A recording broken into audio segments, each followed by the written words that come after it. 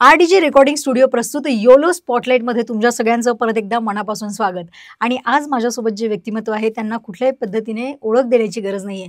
खरं तर अकोल्यानी त्यांचा हा संघर्ष, त्यांच्या कामाची सुरुवात, त्यांचा आतापर्यंतच्या आयुष्यामध्ये असणारी त्यांची सगळी स्ट्रगल आणि यश हे सगळं या अकोल्यानी बघितलेलं आहे प्रत्यक्ष डोळ्यांनी।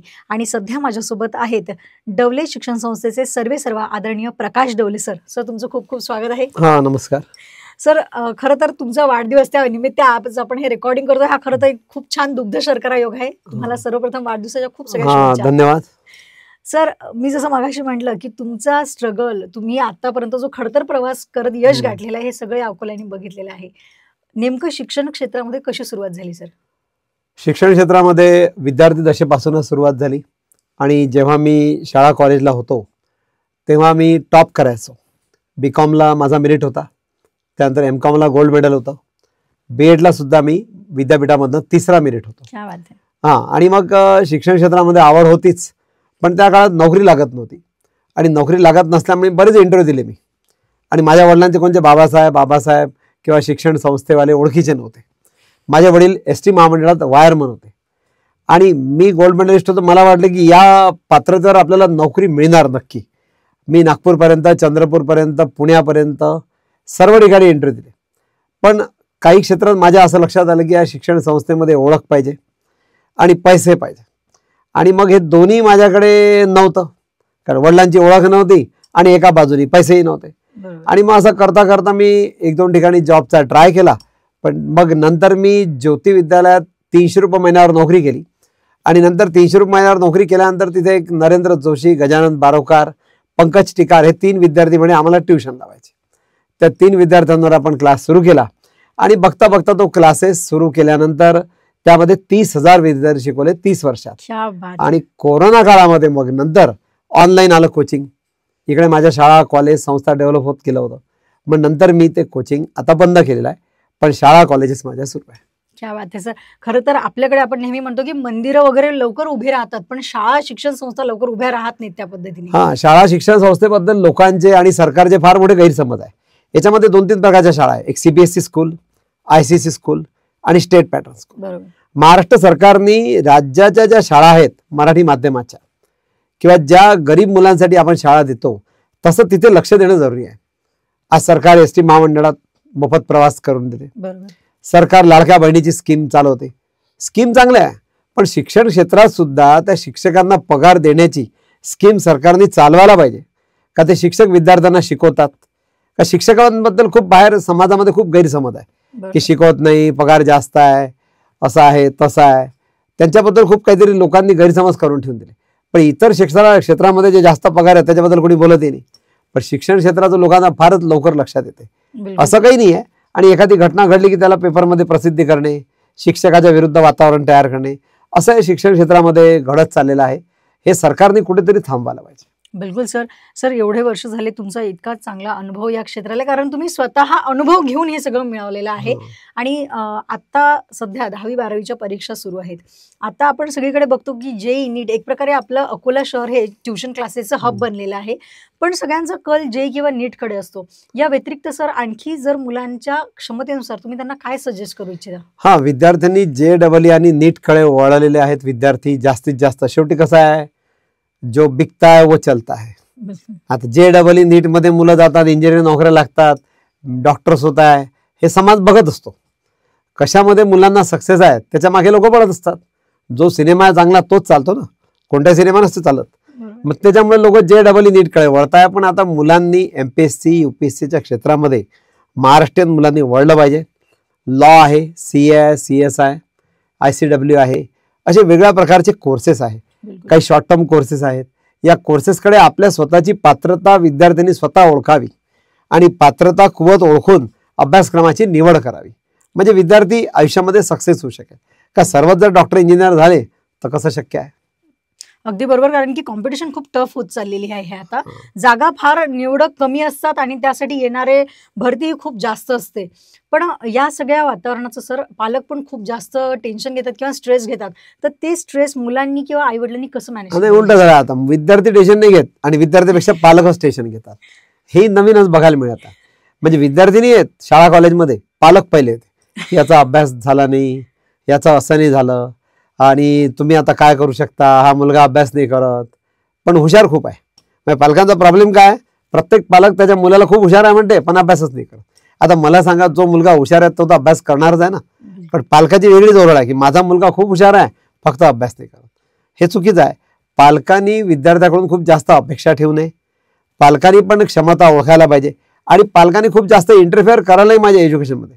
पालक एवढे इंटरफेअर करतात की त्या मुलाची 10वी-12वी असली, JEE नीट आहे, तो मुलगा अजिबात टेन्शन घेत नाही. त्याची आई आणि वडील एवढ्या टेन्शनमध्ये असतात आणि त्या टेन्शनमध्ये मुलाचा रिझल्ट बबलून जाते.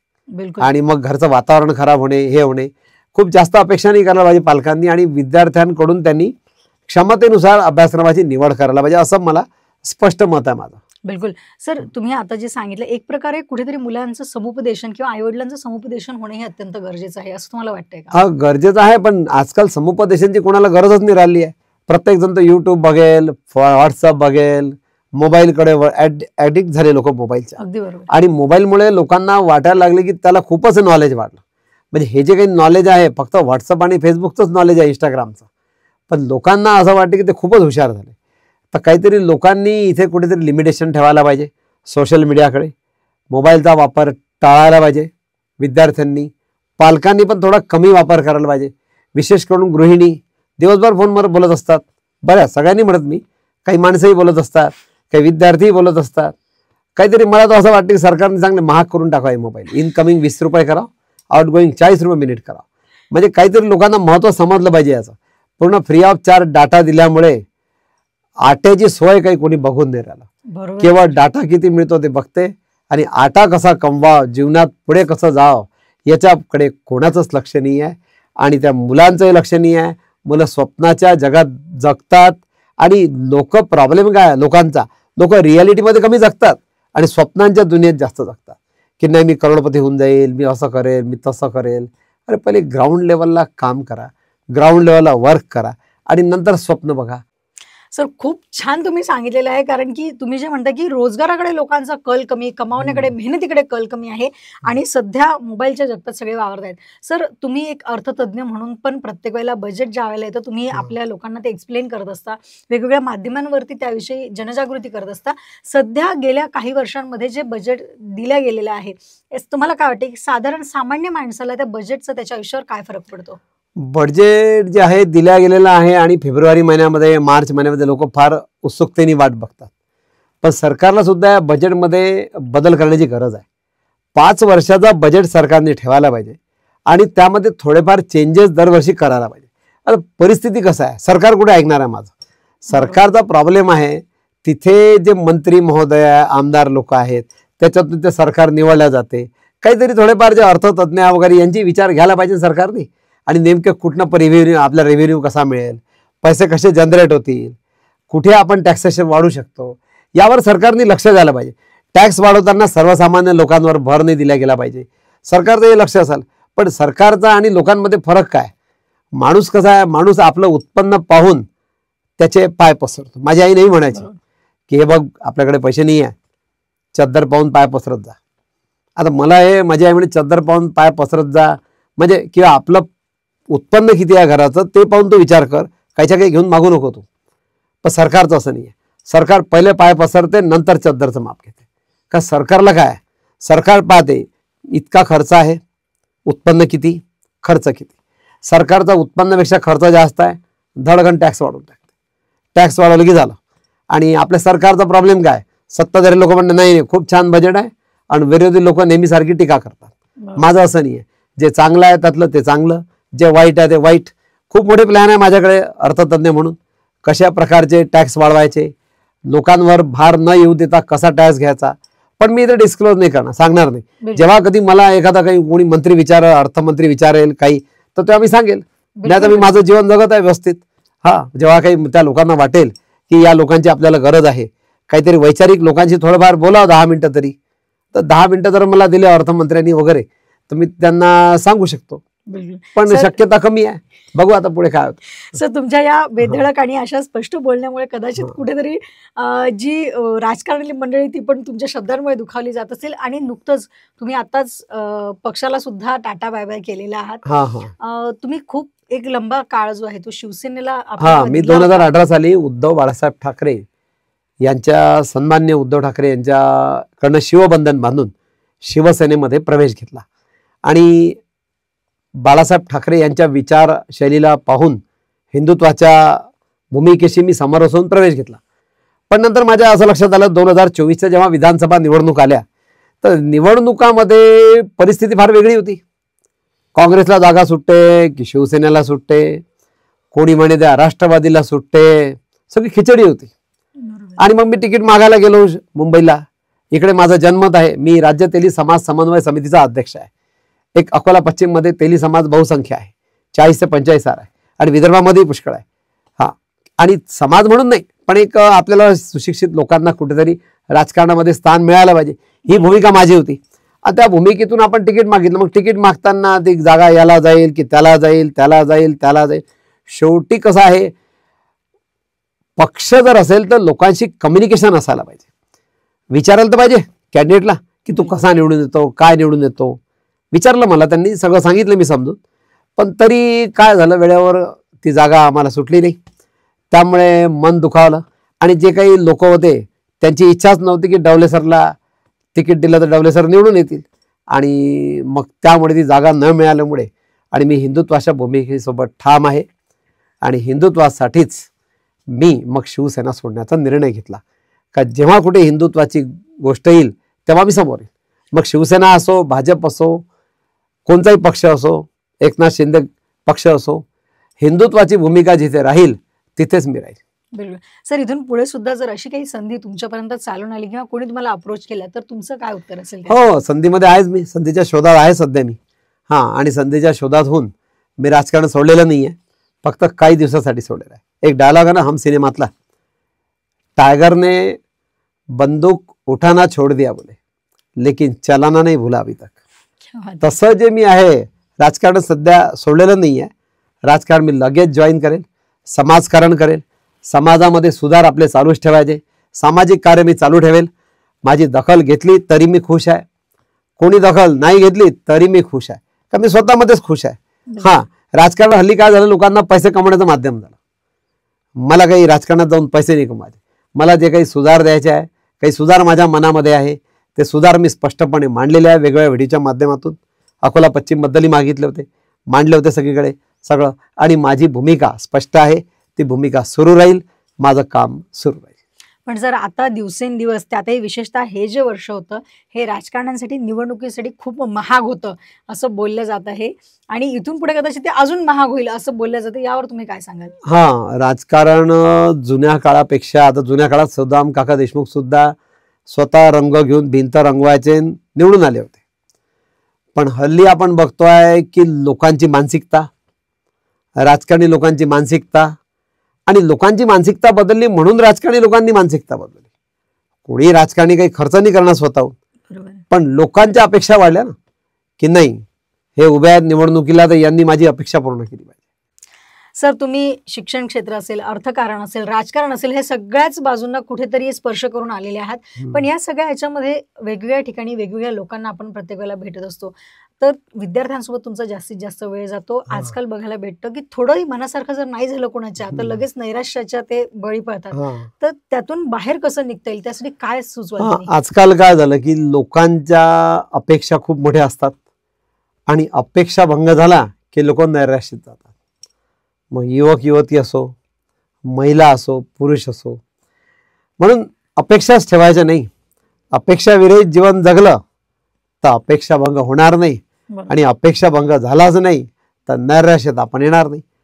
एक अर्थतज्ञ आहेत, अर्थशास्त्रज्ञ प्राध्यापक मोहता, भारतीय अर्थशास्त्रज्ञ, त्यांनीच म्हटलं होतं की अपेक्षा विरहित जीवन जगा, म्हणजे आर्थिक समस्या तुम्हाला येणारच नाही. बरोबर. म्हणजे त्यांचं म्हणणं की तुम्ही अपेक्षा ठेवू नका. खूप जास्त अपेक्षा ठेवलं तरच तुम्ही नैराश्यात जातात. आणि आजकाल लोक काय करतात, लोक खूप समोरच्याला आश्वासन देतात, वचन देतात, राजकारणी लोक असो की सामान्य लोक असो, पण त्यांचं काम झालं की तेवढ्याच 100% क्षमतेने ते वचन आश्वासन विसरून सगळं विसरून जातात. आणि मग हे जे विसरतात, मग आता असं प्रत्येकाला वेगळे अनुभव येतात. मग आता लोक नैराश्यात जातील, निगेटिव्हिटीमध्ये जातील. काहीच नाही. जीवनात एक लक्षात ठेवायचं, कोणी कोणाला मोठं करत नसते, स्वतःला स्वतः मोठं करायचं असते. ज्याप्रमाणे एखादा साप आहे आणि तो काय करतो माहिती आहे का, थोडासा म्हातारा वगैरे झाला की स्वतःची कात टाकून देतो आणि नवीन जन्म घेतो. बरोबर. अगदी माणसाने असं करायचं. जेव्हा आपल्याला काही धोका दिला, कोणी वचन तोडले, कोणी आश्वासनं तोडले, आपण त्यांच्या ज्या विचाराचा आपल्यावर पगडा निर्माण झालेला आहे, तो वैचारिक ती गोष्ट बाजूला टाकून द्यायची.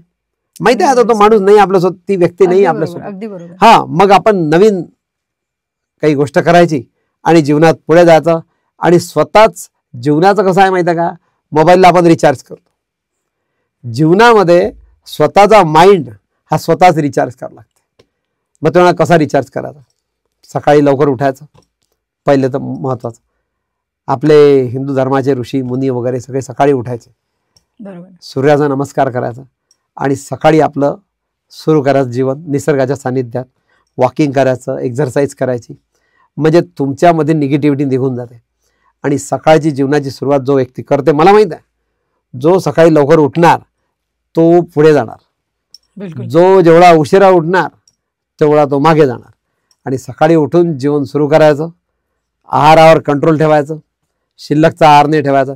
माझंही वजन मी स्वतः कमी केलं. सो मी आता तुम्हाला ते विचारणारच होती की तुम्ही या सगळ्या गोष्टींना सांभाळत तुम्ही आता तुमचं जे तब्येतीकडे आम्ही बघत आहोत, तुम्ही बरंच मला वाटतं वजन कमी केलं. माझं 98 वजन होतं, 98. बापरे. आणि डॉक्टर अरुण भागवत साहेबांकडे मी गेलो होतो, काहीतरी आजारी होतो दाखवायला. ते म्हणे, डवले सर. म्हटलं काय, तुम्ही शिक्षक आहे म्हणे, काय करून ठेवून दिले पर्सनॅलिटी, एवढं 98 वजन, 2 किलो वाढून घ्या म्हणे, 100 होऊन जाते बरोबर. मला खूप वाईट वाटलं. म्हटलं डॉक्टर साहेब, मी तुम्हाला काही दिवसानंतर भेटेल आणि वजन कमी करून दाखवेल. चॅलेंज म्हटलं. आणि आज माझं वजन 80 आहे.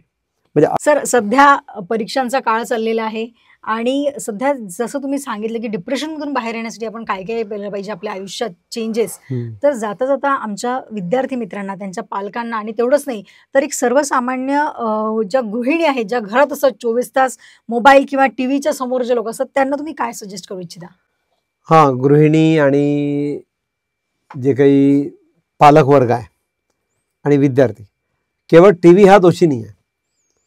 टी व्हीचं पाहण्याचं प्रमाण कमी आहे महिलांचं आणि सगळ्यांचं जास्त प्रमाण वाढलेलं आहे मोबाईलकडे. तर मोबाईलला आपण काहीतरी कंट्रोलिंग केलं, टी व्हीलाही थोडं कंट्रोल केलं घरात, तर कुठल्याही गोष्टीला, गाडी आहे, गाडी कंट्रोल केली तर ॲक्सिडेंट नाही होणार. बरोबर. तसं जीवनामध्ये ज्या गोष्टी आहेत, टी व्ही आहे, मोबाईल आहे, याला कंट्रोलिंग करावं लागेल. आणि याला स्वतःच कंट्रोलिंग स्वतः करू शकतो आपण. विद्यार्थ्यांनी थोडंसं कमी बघायचं. मी असं नाही म्हणणार की WhatsApp, Facebook, Instagram, social media बघायलाच पाहिजे. आजचा ट्रेंड आहे, ट्रेंड काळानुसार चालावं लागेल. पण कुठेतरी वापर कमी करा. जेवढा आवश्यक आहे तेवढाच करा. 1-2 तास करा. 2 तास खेळा ना तुम्ही मोबाईल, काय प्रॉब्लेम आहे? 2 तास नाही, 3 तास खेळा, नाही 10 तास मोबाईल. काय करतो मुलगा? तर नाही, व्हॉट्सअप आणि फेसबुकवर दिवसभर. असं नाही पाहिजे. कुठेतरी त्याला टाळायला पाहिजे. आणि याच्यातूनही लोक मानसिक रुग्ण होत आहे आता. सर, मला हे विचारायचं होतं तुम्हाला की या माध्यमातून एक प्रकारचं हे एक नवीन व्यसन आता सुरू झालेलं आहे मार्केटमध्ये, तर काय सुचवाल तुम्ही पेरेंट्सला, त्या मुलांना? बस एवढंच सुचवेल मी की हे नवीन व्यसन थोडंसं कसं आहे, व्यसन म्हणून नाही, काळाची गरज म्हणून वापरा, व्यसन म्हणून वापरू नका. अभ्यासाकडे लक्ष द्या, पालकांनी विद्यार्थ्यांकडे लक्ष द्या आणि पूर्ण एक टार्गेट द्या त्याला की तुला बाबा रे जीवनामध्ये असं करायचं आहे. 10वी नंतर तुला 4 ते 5 वर्ष मिळतात. 5 वर्ष जर त्यांनी अभ्यास केला तर पुढचे 50 वर्ष तो सुखी राहू शकते. अगदी बरोबर. 10% द्यावा ती जीवनाच्या. आणि 5 वर्ष जर त्यांनी अभ्यास नाही केला तर मला माहित आहे की पुढचे 50 वर्ष त्याला संघर्ष आहे. आणि म्हणून या गोष्टीचं महत्त्व पालकांनी, विद्यार्थ्यांनी, सर्वांनी समजून घेतलं पाहिजे. आणि थोडंसं ऐकत चला, मुलांना म्हणा. हां, मुलांनी, युवक युवतींनी आई वडिलांचं ऐकायला पाहिजे, शिक्षकांचं ऐकायला पाहिजे. कोणी आपल्याला सांगते 4 गोष्टी तर ऐकायला पाहिजे ना. ऐकण्याची क्षमता कोणाची संपली आहे लोकांची आता. सहनशीलता झिरो झाली लोकांची आता. पहिले जुन्या काळात आपले आई वडील आले तर आपण त्यांचा आवाज आला वडिलाचा तर कोपऱ्या कापऱ्यात घरात जाऊन पुस्तक वाचत बसत. आता तर वडील आले तरी तो मोबाईलमध्येच असते. तर ते काहीतरी वडिलांचा धाक पाहिजे, आईचा धाक पाहिजे मुलाला. आणि हे धाक निर्माण होण्यासाठी आई वडिलांनी समोर येणं गरजेचं आहे. मुलांनी पण थोडंसं रिस्पेक्ट घ्यायला. हा रिस्पेक्ट म्हणजे आजकाल रिस्पेक्ट संपलेला आहे मुलांना. कोणी घरी आलं तर आपण मुलांना अरे पाया पडणं, ते काका आहेत ना तुझे, पाया पडणे, त्यांनी पाया पडल्याच पाहिजे, मोठ्यांचा आशीर्वाद घेतलाच पाहिजे मुलांनी. बरोबर. आणि म्हणून त्या गोष्टी मुलांना शिकवा. संस्कार झाले पाहिजे मुलांवर. आपल्या हिंदू धर्माचे संस्कार खूप छान आहे आणि त्यातून संस्कार वाढले. सगळ्याच धर्माचे चांगले आहे, धर्म कोणताच खराब नसतो. अगदी बरोबर. बौद्ध धर्म आहे, हिंदू धर्म आहे, मुस्लिम धर्म आहे, कुठला धर्म असं सांगत नाही की तुम्ही जीवनामध्ये व्यसनाकडे जा. सर्वच धर्म छान आहे, सर्वच धर्मामधलं चांगलं घ्यायचं त्या प्रत्येक धर्मातल्या लोकांनी. धर्म कुठलाही वाईट नाही आहे बिलकुल. आणि धर्माची शैली पालन करा, तुम्ही पुढे जीवनात यशस्वी व्हा. बिलकुल सर, तुम्ही स्वतः एक महाकाल भक्त आहात आणि तुम्हाला काय वाटतं की एखाद्या व्यक्तीच्या आयुष्यामध्ये अध्यात्माचं काय महत्त्व असू शकतं? हां, जय भोलेनाथ असं म्हटल्याशिवाय मी दिवस चालू नाही करत. आणि सगळं जे माझ्यावर कृपा आहे भोलेनाथची आहे. जेव्हा जेव्हा संकटात आहे तेव्हा बस भोलेनाथ आहे. आणि अध्यात्म माझं स्वतःचं असं आहे की एवढंच की बस मंदिरात जातो मी, तेवढं प्रेयर करतो आणि जे काय पूजापाठ आहे त्याच्यात हिस्सा घेतो. खूप जास्त अध्यात्माकडे काही मी जात नाही स्वतः, पण अध्यात्म जीवनशैली आहे एक. अध्यात्म आणि हिंदू धर्म ही एक जीवनशैली आहे, ती आपण आत्मसात केली पाहिजे. आपल्या जीवनामधले विचार चांगले ठेवले झालं. अध्यात्म सांगते काय? महाराज सांगतात काय कोणते? जीवनात असं राहा, तसं राहा, चांगलं राहा. ते तुम्ही चांगले राहा ना, काही गरजच नाही कुठे जायची, काही गरजच नाही कोणत्या महाराजाकडे जायची. स्वतःच चांगले विचार घ्या आणि स्वतःच पुढे जा. जीवनात तुम्हाला यश मिळणार म्हणजे मिळणारच. क्या बात आहे सर, खूप छान तुम्ही आज सगळे हे विचार मांडले आणि नक्की आम्ही हा प्रयत्न करू. इथून पुढे सुद्धा आपण सातत्याने काही ना काही नवीन लोकांपर्यंत घेऊन येणार आहोत. हा, दर महिन्यामध्ये आपण आपले जे काही सगळे व्ह्युअर्स आहेत यांना एक आपण मेजवानी देऊ त्या वेगळ्या विषयावर. बिलकुल. डवले सर याच विषयावर बोलतात. नाही नाही, आपण वेगळे विषय घेऊ आणि आधी विषय ब्रॉडकास्ट सांगत जाऊ की या विषयावर आमचा इंटरव्ह्यू आहे आणि लोकांनी पण सजेस्ट करा की कुठल्या विषयावर तुम्हाला पाहिजे. तर लोकांनी थोडंसं कमेंट बॉक्समध्ये जा, सजेस्ट करा कुठल्या विषयावर आम्ही चर्चा करायची, आम्ही त्या विषयावर पुढे येऊ. क्या बात आहे सर, आज तुम्ही आलात, एवढा वेळ दिला त्यासाठी तुमचे अगदी मनापासून आभार. धन्यवाद. हे होते आदरणीय प्रकाश डवले सर आणि त्यांनी जसं सांगितलं तसं विषय सुद्धा तुम्ही सुचवू शकता. काय तुम्हाला ऐकायचं आहे, काय जाणून घ्यायचं आहे हे सुद्धा तुम्ही आम्हाला कमेंट बॉक्समध्ये कळवू शकता. तेव्हा योलो स्पॉटलाईटमध्ये पुन्हा भेटणार होतं एका नवीन व्यक्तीसह, नवीन विचारांसह. आणि इथून पुढे आमच्या ह्या RDG कॉलेज प्रस्तुत योलो स्पॉटलाईट तुमच्यासाठी अशाच नवनवीन व्यक्तींना तुमच्या भेटीला घेऊन येणार आहे. तेव्हा बघत राहा RDG recording studio presents YOLO spotlight. खूप खूप धन्यवाद.